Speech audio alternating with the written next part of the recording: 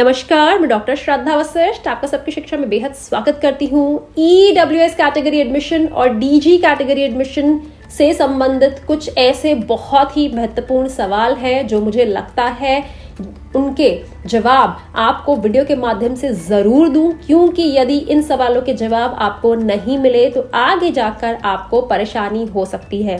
तो सबसे पहला सवाल और बहुत ही महत्वपूर्ण सवाल आज मैं लेने जा रही हूं कि क्या EWS वालों को, यानी कि वह लोग जो EWS कैटेगरी के तहत आते हैं, क्या उन्हें कास्ट सर्टिफिकेट की जरूरत पड़ेगी, उन्हें जाति सर्टिफिकेट की जरूरत पड़ेगी?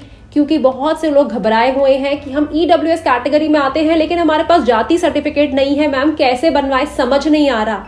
तो आपको परेशान होने की जरूरत नहीं है, क्योंकि कास्ट सर्टिफिकेट की जरूरत EWS वालों को नहीं होती।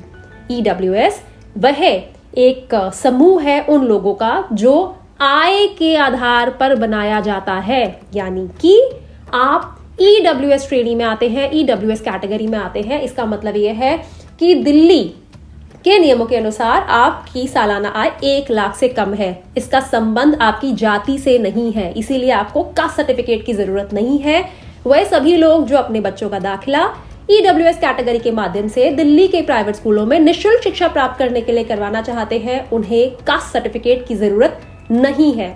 अब इसी से संबंधित एक और बहुत ही महत्वपूर्ण सवाल, क्या DG कैटेगरी वालों को इनकम सर्टिफिकेट की जरूरत है? क्योंकि बहुत से DG कैटेगरी के पेरेंट्स मुझे यह मैसेज करते हैं, कमेंट के माध्यम से कहते हैं कि मैम हम DG कैटेगरी में आते हैं, हम SC कैटेगरी में है या ST कैटेगरी में है, OBC NCL कैटेगरी में है, या फिर हमारा बच्चा स्पेशल नीड्स कैटेगरी के तहत आता है।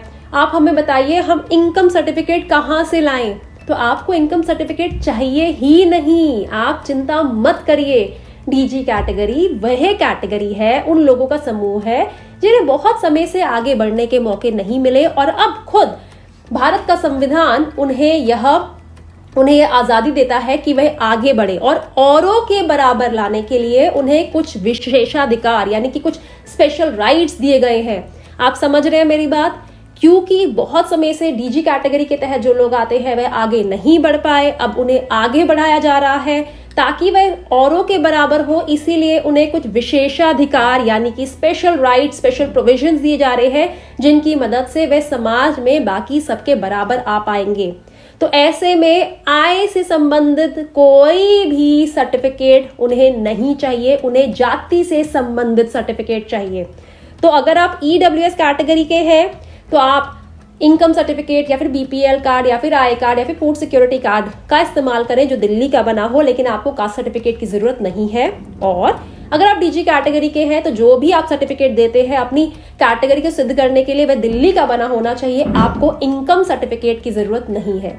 उम्मीद करती हूँ जो मैंने आपको बहुत ही महत्वपूर्ण जानकारी दी है, आपको बहुत ही एक डिटेल में समझाया है। कोशिश करती हूँ हमेशा हर सवाल के जवाब में आपको तथ्यों के आधार पर समझाऊं कि ऐसा होता है तो क्यों होता है, ऐसा नहीं होता तो क्यों नहीं होता, ताकि आपकी राइट टू एजुकेशन यानी कि शिक्षा के अधिकार, जो एक बहुत ही महत्वपूर्ण एक हम सभी का अधिकार है, उस पर आपकी समझ बेहतर हो और आप अपने अधिकारों को समझ सके। अब मुझे डॉक्टर श्रद्धा वशिष्ठ को इजाजत दीजिए। नमस्कार।